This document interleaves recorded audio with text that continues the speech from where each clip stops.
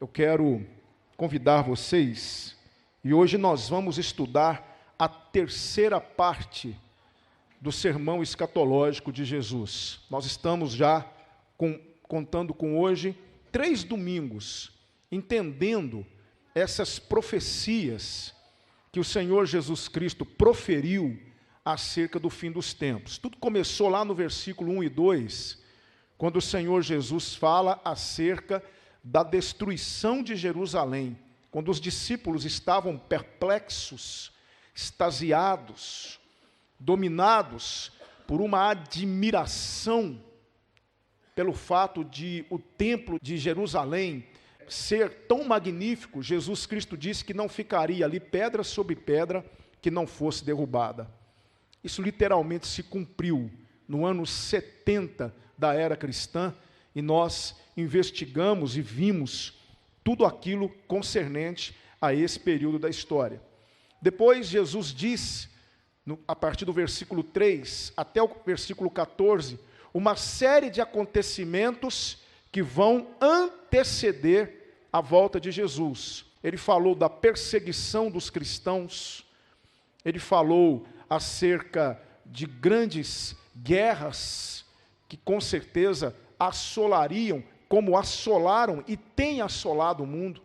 Ele falou acerca do aparecimento de falsos profetas, ele falou acerca do surgimento de enfermidades, doenças. Ele disse também acerca de terremotos que aconteceriam. E tudo isso nós temos percebido de maneira muito clara, estando acontecendo em franco acontecimento ao longo de toda a história da humanidade.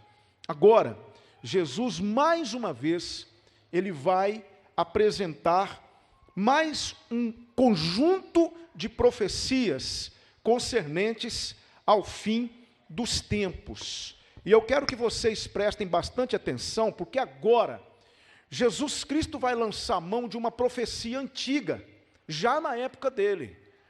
Ele vai falar de uma profecia que está no livro de Daniel, em 3 momentos no livro de Daniel, e eu tenho aqui registrado para te dizer, no capítulo 9, versículo 27, no capítulo 11, versículo 31, e no capítulo 12, versículo 11.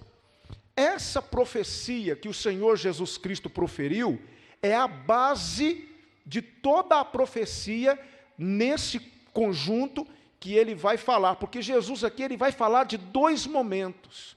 Novamente, ele vai tocar no assunto, dando mais algumas pistas acerca da destruição de Jerusalém, e ele vai falar acerca do futuro, tendo como base essa profecia de Daniel.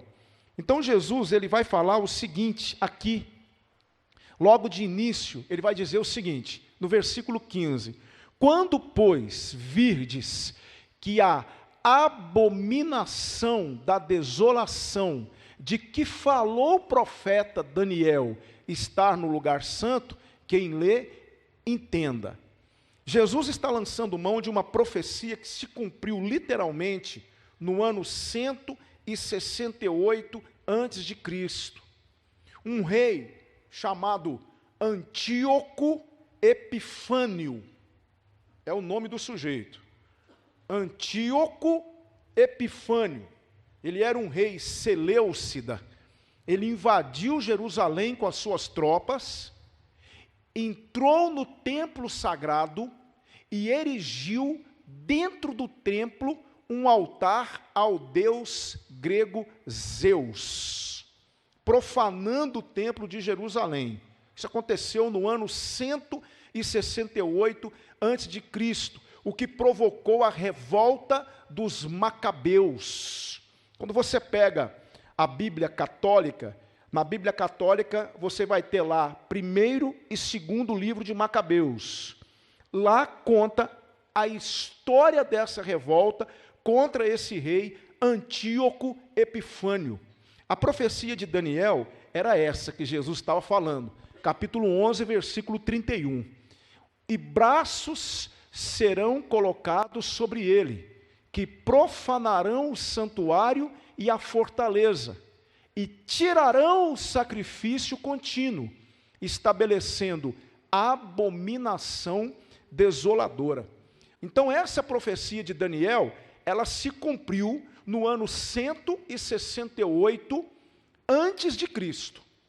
Agora, Jesus está dizendo que essa profecia, ela vai acontecer em mais 2 momentos. O segundo momento, onde essa profecia seria cumprida, seria justamente na destruição de Jerusalém no ano 70. Jesus, então, ele vai dar mais alguns nuances do que seria esse período sombrio na história da cidade de Jerusalém, aplicando essa profecia à profecia de Daniel, porque mais uma vez o santuário seria profanado. Então Jesus diz o seguinte, aqui nos versículos, a partir do versículo 16: então os que estiverem na Judéia fujam para os montes.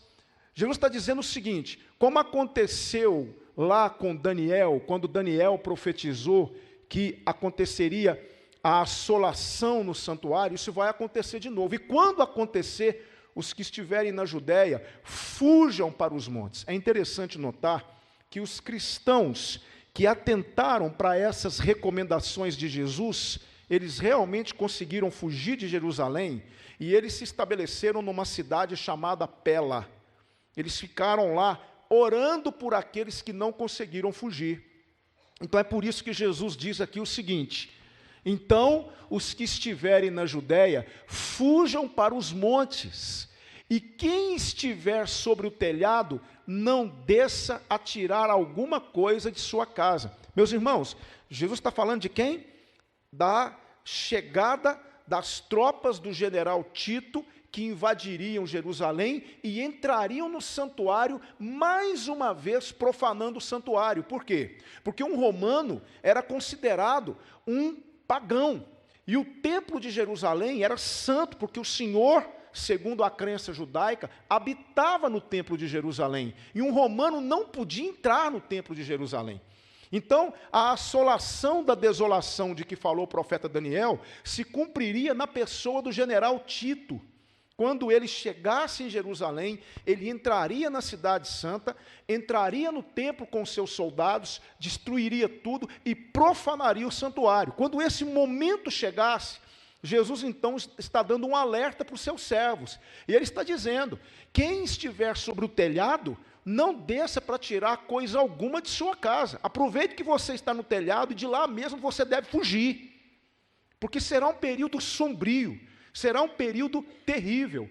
Ele diz: quem estiver no campo, não volte atrás a buscar as suas vestes. Se você estiver no campo, de lá mesmo, você deve fugir.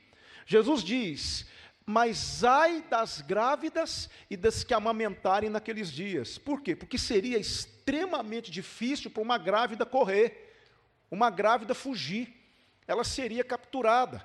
Seria muito difícil para uma mãe que estivesse amamentando fugir, correr desse momento.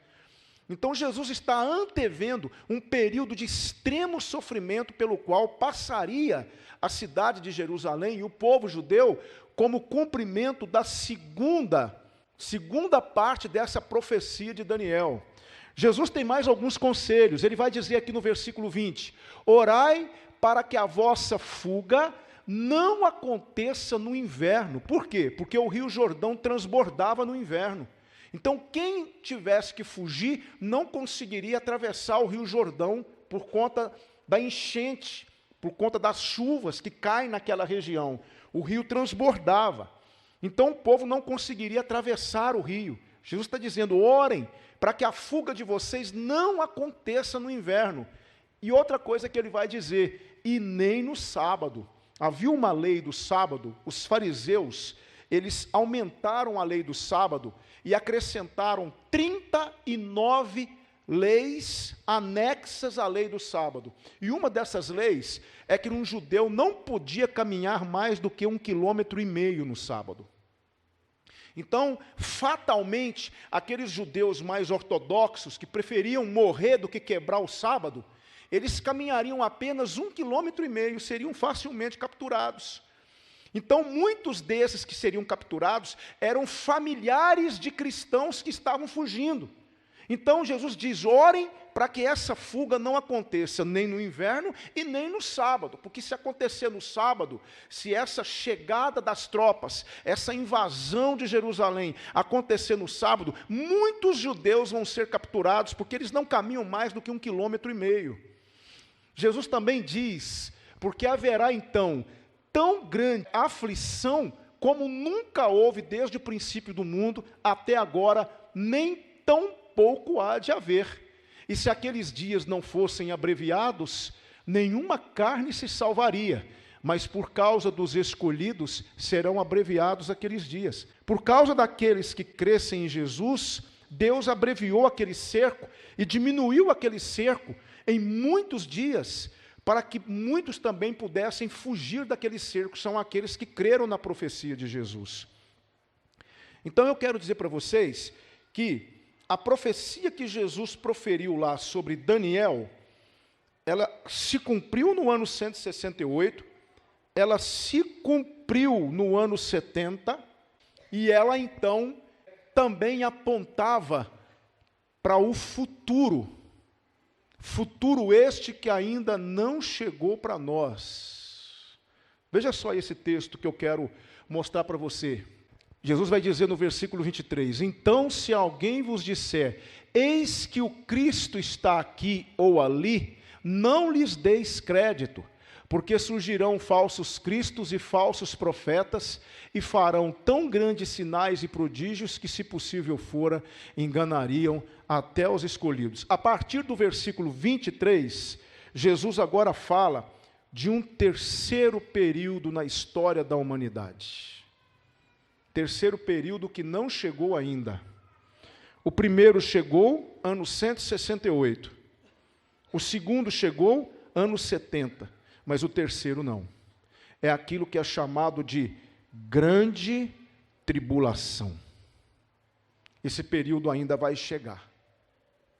Então, se esses dois eventos foram terríveis, foram eventos desastrosos, foram eventos que trouxeram muitas perdas e muita tristeza para as pessoas, o terceiro período será muito pior. Jesus então está dizendo uma coisa que nós precisamos nos aperceber. Ele diz o seguinte, porque surgirão falsos cristos e falsos profetas, e farão tão grandes sinais e prodígios, que se possível fora, enganariam até os escolhidos. De quem Jesus está falando, gente? Desse personagem aí de Apocalipse, capítulo 13, versículo 14. Olha só. E engana os que habitam na terra com sinais que lhe foi permitido que fizesse em presença da besta, dizendo aos que habitam na terra que fizesse uma imagem à besta que recebera a ferida da espada e vivia. Escute o que eu vou dizer para você. Antíoco Epifânio foi um homem de carne e osso que surgiu e trouxe muito sofrimento para o povo judeu. Tito, o general Tito, foi um personagem de carne e osso que surgiu e trouxe muito sofrimento para o povo judeu. Há de surgir um terceiro personagem de carne e osso que trará muito sofrimento, não só para o povo de Deus, mas para todo o mundo. Que personagem é esse, igreja? É o anticristo. Quando você ouvir falar desse personagem, acredite, esse personagem, ele vai surgir.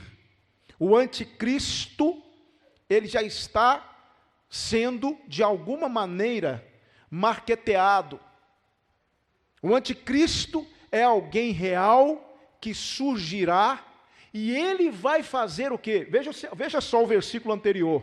Ele vai fazer tão grandes sinais e prodígios, que se fosse possível, enganaria até os escolhidos. Esse anticristo virá no poder do diabo, é um personagem real, e ele vai enganar multidões. E Daniel fala uma coisa muito interessante acerca dele. Veja só, aqui em Daniel 9, 27. E ele firmará aliança com muitos por uma semana. Uma semana aqui não é uma semana de 7 dias, é uma semana de anos. Ou seja, ele vai firmar um compromisso de 7 anos. E na metade da semana, ou seja, depois de 3 anos e meio, ele fará cessar o sacrifício e a oblação. Sacrifício e oblação eram elementos do culto judaico que eram realizados no templo. Daqui a pouco eu falo sobre isso. E sobre a asa das abominações virá o assolador, e isso até a consumação. E o que está determinado será derramado sobre o assolador. Escute, irmãos, hoje existe uma guerra terrível entre Israel e os povos árabes. Desde 1948, Israel não é aceito como nação pelos povos árabes. Os povos árabes não reconhecem a soberania de Israel. E há uma guerra, aquela região do planeta é um barril de pólvora. Aquilo é um barril de pólvora, irmãos. Ali a qualquer hora pode estourar uma guerra. Sabe por quê, irmãos, que os países árabes não se atrevem a atacar Israel? Porque Israel tem os 2 maiores aliados do lado dele. Ele tem os Estados Unidos e ele tem a Inglaterra, ambos aliados de Israel. Então, nenhum país árabe conseguiu ainda amedrontar Israel, não consegue forçar a ONU a tirar terras de Israel. Israel está se apoderando de terras a cada dia, crescendo o seu espaço. Mas o que é que o anticristo vai fazer? O anticristo vai chegar e ele vai promover uma paz no mundo que Jesus Cristo, quando veio a esse mundo, não promoveu. Por que Jesus não promoveu uma paz nesse mundo? Porque o reino dele não é deste mundo. E a paz de Cristo, ela não é uma paz bélica. A paz de Cristo, ela acontece onde, queridos? Dentro de nós. Então, se Jesus impregna no meu coração a paz dele, eu vou ter paz com você. Mas esse anticristo, ele virá e ele conseguirá promover uma paz tão grande no mundo, e sabe o que é que vai acontecer, irmãos? Israel conseguirá construir o seu 3º templo. Construiu o primeiro, o de Salomão, que foi destruído no ano 586 a.C. Aí construiu o segundo, o de Zorobabel, que foi destruído no ano 70 depois de Cristo. E agora, Israel construirá o 3º templo, porque o anticristo, ele será aceito como Messias por causa disso. Por quê? Porque ele conseguirá promover uma paz tão grande no mundo, e uma paz naquela região, que ele fará com que os árabes aceitem Israel como nação, e que Israel construa o seu 3º templo. Esse templo será construído, e quando ele for construído, quando ele for erigido, certo? Segundo estudiosos do assunto, este anticristo quebrará a sua aliança com Israel, e ele entrará no templo e quererá ser adorado como um Deus. É o que está escrito aqui em Daniel. E na metade da semana, ou seja, 3 anos e meio, ele vai quebrar o pacto, ele vai cessar o sacrifício e a oblação que estavam sendo realizados nesse 3º templo, e sobre a asa das abominações virá o assolador, e isso até a consumação, e o que está determinado será derramado sobre o assolador. Então, haverá um período sombrio, um 3º período. 2 já aconteceram, que é o primeiro no ano 168 e o segundo no ano 70. Mas acontecerá um 3º período. A igreja de Cristo, vai enfrentar esse período. Por isso que nós não aceitamos as proposições dos pós-milenistas. Quem são os pós-milenistas? São aqueles que acreditam que o mundo ele vai ser conduzido para uma melhora e que o mundo inteiro vai crer em Cristo e que a cada dia o mundo vai melhorar. Pelo contrário, quando você olha o mundo, você percebe que o mundo está cada dia pior. Não há esperança de mudança. Não há esperança de dias melhores. O mundo vai entrar em polvorosa. E quem é que vai promover uma paz temporária? Esse anticristo que vai surgir. E é nesse período que Israel vai construir o terceiro templo. Acredite, irmãos, Israel tem essa esperança. Por que vocês acham que o povo judeu fica no Muro das Lamentações com um livrinho o tempo inteiro assim? Observe o povo judeu orando, eles ficam assim. Sabe o que eles estão pedindo? Eles estão pedindo a vinda do Messias, para que eles possam construir o seu terceiro templo e voltar a adorar a Deus como na antiguidade. Esse templo vai ser construído lá em Jerusalém. Jerusalém ainda será palco de muitos acontecimentos. E lá em Jerusalém esse templo vai ser erigido. Esse anticristo, que não será aceito pelos cristãos, os cristãos não vão reconhecer esse anticristo como Messias, porque o nosso Messias já veio. E o nosso Messias vive e está com Deus. E ele virá, não para provar alguma coisa para Israel, ele virá para buscar a sua igreja. Entende? Isso é escatológico. Isso vai acontecer no final dos tempos. Esse período sombrio chegará. A igreja vai atravessar. E na quebra desse pacto, muitos cristãos voltarão a ser perseguidos, como foram perseguidos na época do Império Romano, e eu falei isso semana passada para vocês.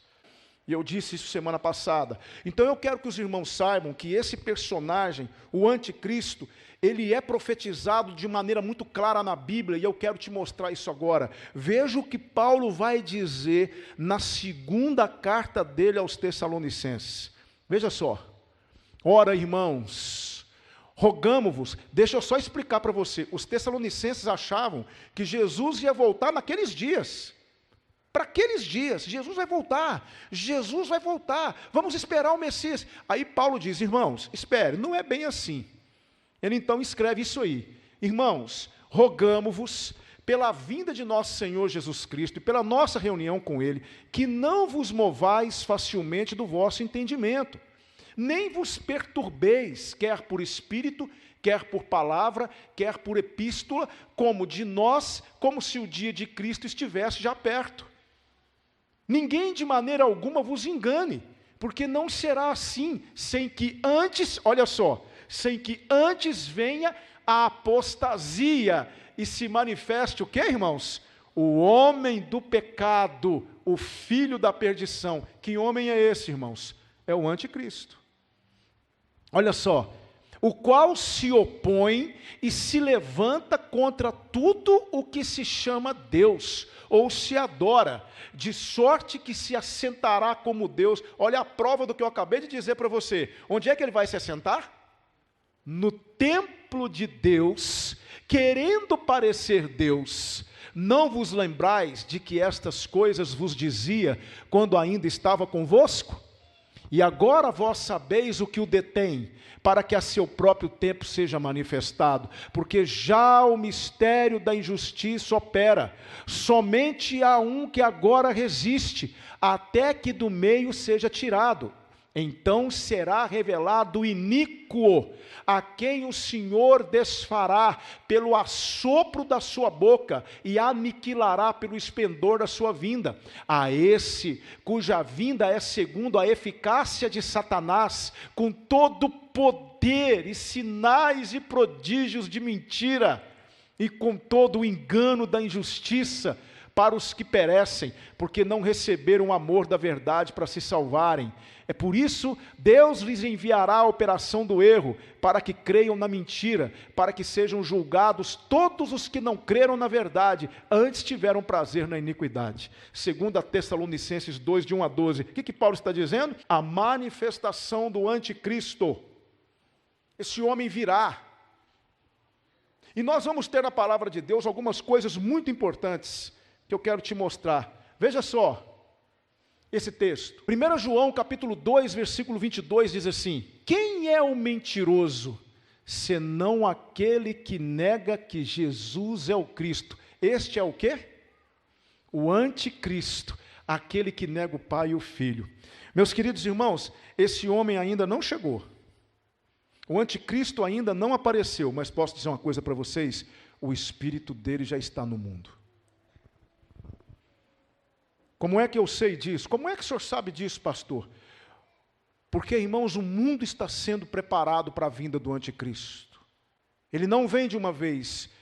O espírito dele já está sendo colocado no coração dos homens.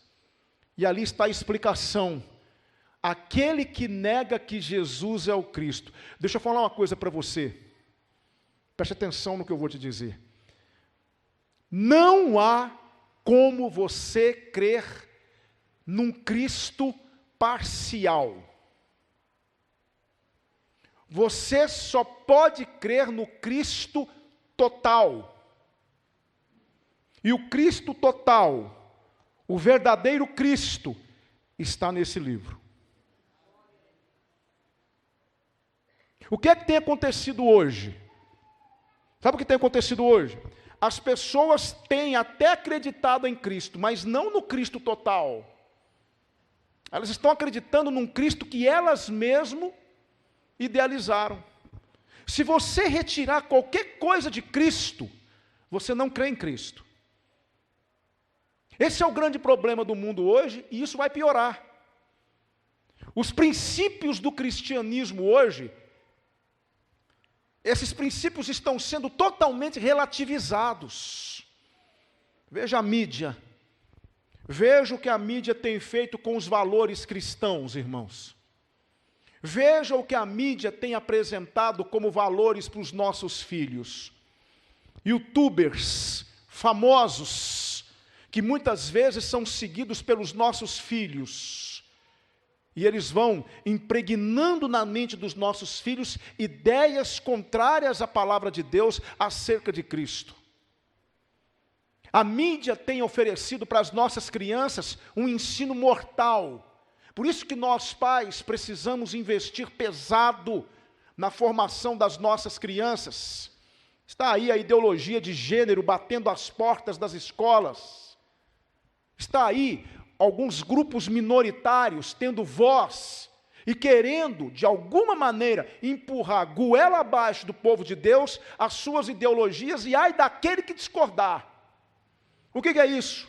É o espírito do anticristo, que está aí tentando, de alguma maneira, desmistificar esse Cristo que é formado na igreja, no coração dos filhos, esse Cristo que é mostrado na palavra de Deus, tentando relativizar, tentando tirar de Jesus alguma coisa. Se você não crê no Cristo total, você não crê em Cristo. E se você não crê em Cristo, você tem o espírito do anticristo. Eu me atrevo a dizer uma frase para você. A forma como você crê em Cristo revela o espírito que você tem. Se você, por exemplo, deixa eu dar um exemplo bem prático para você.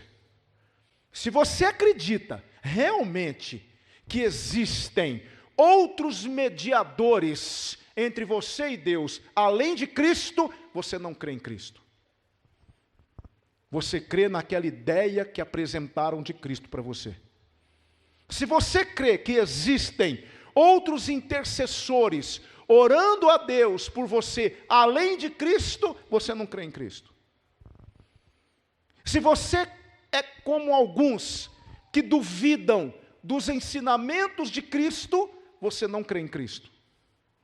E se você não crê em Cristo, você está possuído pelo espírito do anticristo. Porque é isso que significa anticristo.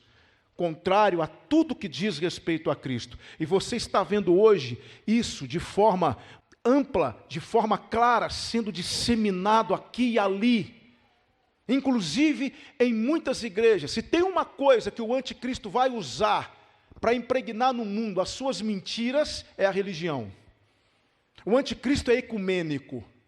Ele quer porque quer ter debaixo, ele vai promover isso, ele tentará colocar debaixo das asas dele todas as confissões religiosas, porque se ele consegue isso, ele domina a raça humana. Sabe por quê, irmãos? Porque ninguém questiona, as pessoas têm dificuldade de questionar suas próprias crenças. Então o anticristo vai usar de maneira muito clara a religião. E o ecumenismo é uma arma que ele tem. Por isso nós devemos rechaçar o ecumenismo. Ecumenismo é uma falsidade, não existe ecumenismo. Não existe esse negócio de nós juntarmos todos dentro de uma mesma bandeira, porque não funciona. Você não vai conseguir abrir mão do que você crê por amor ao outro. Amor não pode condicionar a verdade, e a verdade não pode condicionar o amor. Por isso eu quero que os irmãos entendam que se você, ou se nós, não estivermos totalmente com o nosso coração voltado para o verdadeiro Cristo das Escrituras e crer em tudo que Ele ensinou e tudo que Ele mostrou ser, o espírito do anticristo poderá se apoderar do nosso coração. Esse é o espírito do anticristo. E ele já está no mundo, aqui e ali, promovendo paz e amor, tentando de alguma maneira dissuadir as pessoas, para que as pessoas possam ir relativizando Cristo e concordando que Cristo não é bem isso que disseram que Ele era, e começando a questionar alguns ensinamentos de Cristo. Você encontra hoje algumas confissões religiosas que questionam os milagres de Jesus, outros vão questionar os ensinamentos de Jesus, outros vão dizer que inferno não existe, mas Cristo falou no inferno, mas inferno não existe, não foi bem isso que Cristo quis dizer. Outros vão se dizer, não, Jesus Cristo ele não tinha essa prerrogativa. Outros vão questionar alguns atributos de Cristo. O que é isso, irmãos? É o espírito do anticristo que já está no mundo, irmãos, e João disse isso. Quer ver outro texto? Veja só isso aqui. Mas todo espírito que não confessa Jesus não procede de Deus. Esse é o espírito do anticristo, acerca do qual vocês ouviram que está vindo e agora já está no mundo. Irmãos, quantas pessoas você tem pregado o evangelho, você tem falado do amor de Deus e essas pessoas insistem em rejeitar Cristo? É o espírito do anticristo que já está no mundo. O terreno já está sendo preparado para ele. Ele virá, mas antes ele quer desconstruir no nosso coração as nossas crenças fundamentais. Ele quer retirar Cristo do nosso coração, irmãos. Por isso que quando ele chegar, Jesus Cristo falou uma coisa muito interessante quando ele estava ensinando aos discípulos. Ele disse assim, o Filho do Homem, pois, quando voltar, achará o que na terra? Achará fé na terra? Por que Jesus perguntou isso? Porque o anticristo, ou pelo menos esse espírito do anticristo, trabalhará para retirar a fé do coração dos homens. Para que quando o anticristo surgir, os homens estejam propensos a acreditar naquilo que ele vai oferecer.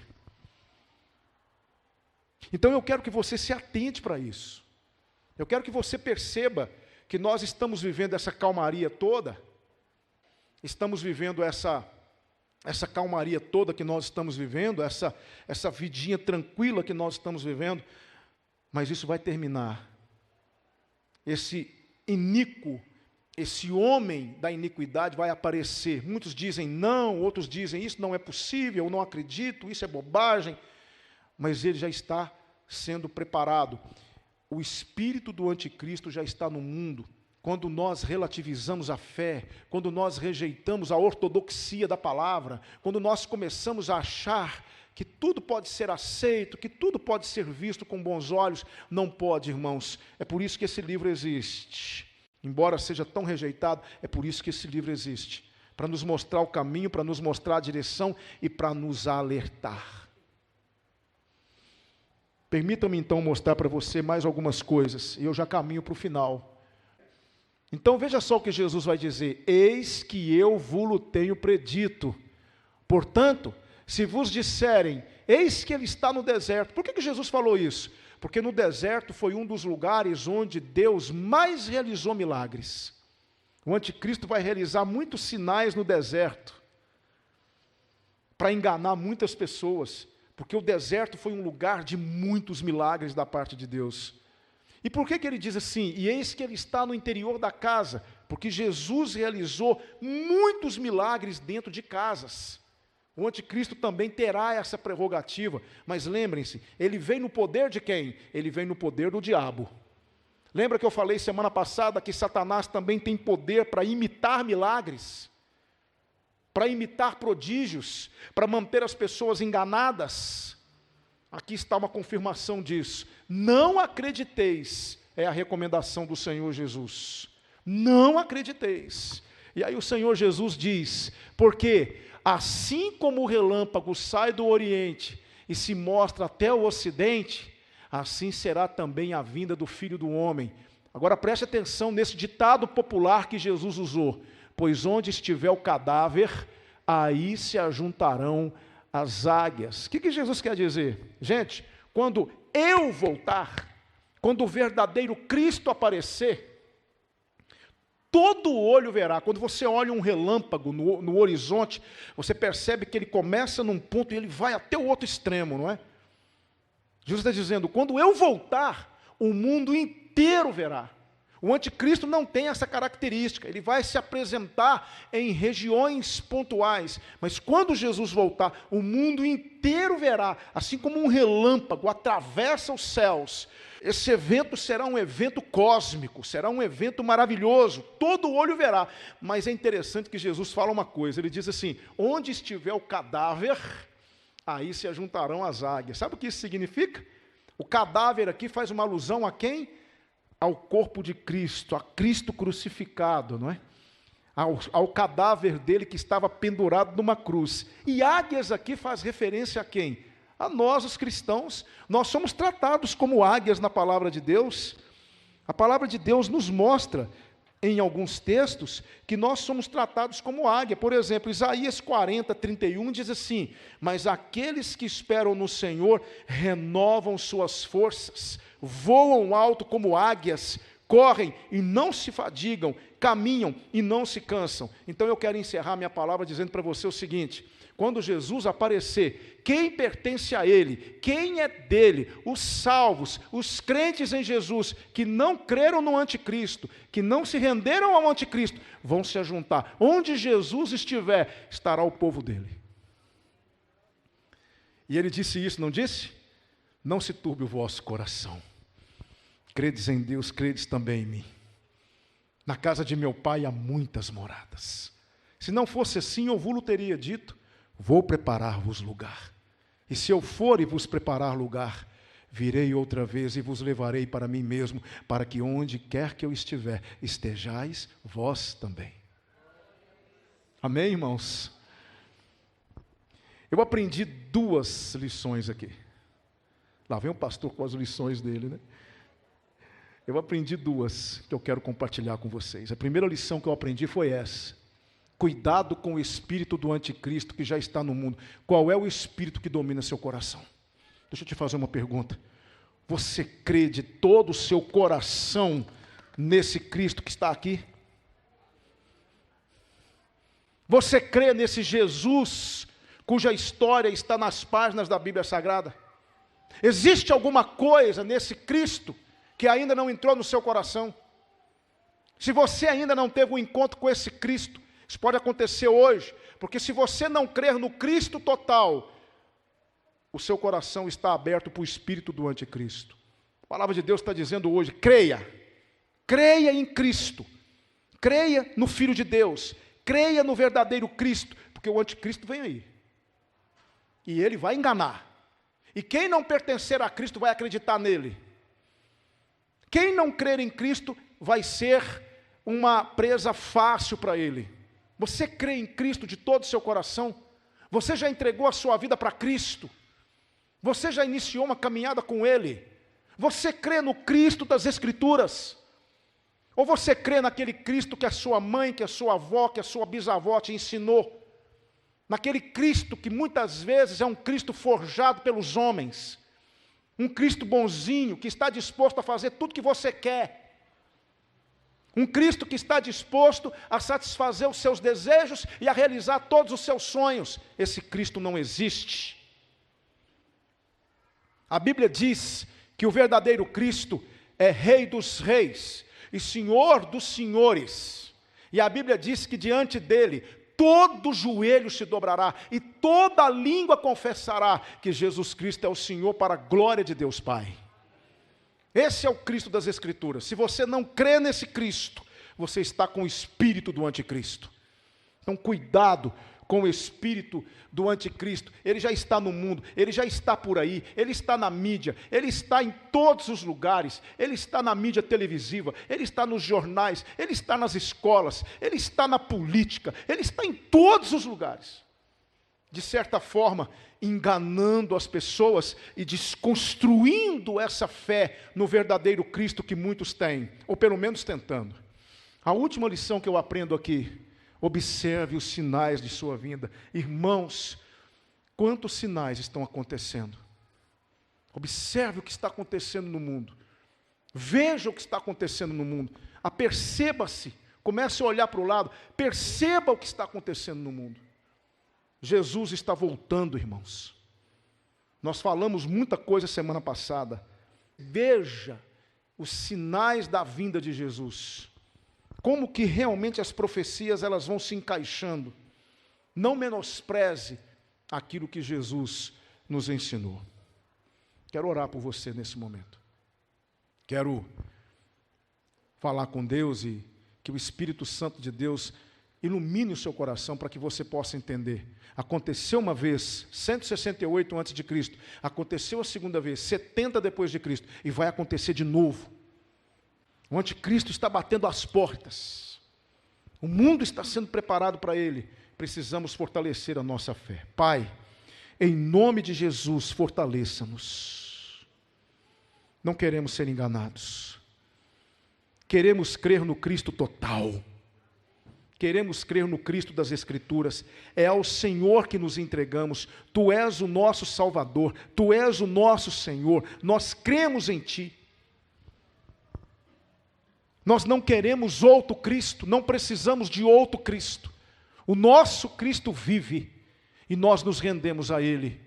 Mas prepara-nos, ó Deus, e fortaleça-nos para que possamos ser esse povo na terra que, embora será um povo sofredor, mas será um povo que permanecerá fiel ao Senhor. Abra o coração de muitos que estão sendo enganados pelo espírito do anticristo, Senhor. Permita que muitos entendam e compreendam, ó Deus Todo-Poderoso, as verdades da Tua palavra. Ajuda-nos, ó Deus, porque nós queremos e muito, Senhor. Que o Senhor nos fortaleça para esses períodos difíceis que vão aparecer. Muito obrigado por essa noite. Muito obrigado por ter falado conosco. Nós te agradecemos em nome do Senhor Jesus. Amém.